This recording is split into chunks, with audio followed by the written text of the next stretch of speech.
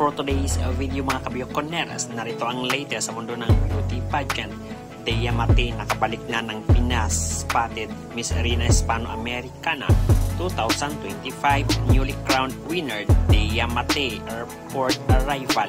Agaw pansin ang ngiting tagumpay sa mukha ni Dea habang nakapatong ang kanyang napakagandang corona at sinalubong agad siya ng mga media at face people kasama ang kanyang mga friends and boyfriend na si J.K. Labajo. Nagkaroon ng kaunting interview si Dea at umagaw din ng atensyon ang kanyang suot na red gown na mas lalong stand out ang kanyang kagandahan. Narito ating panoorin.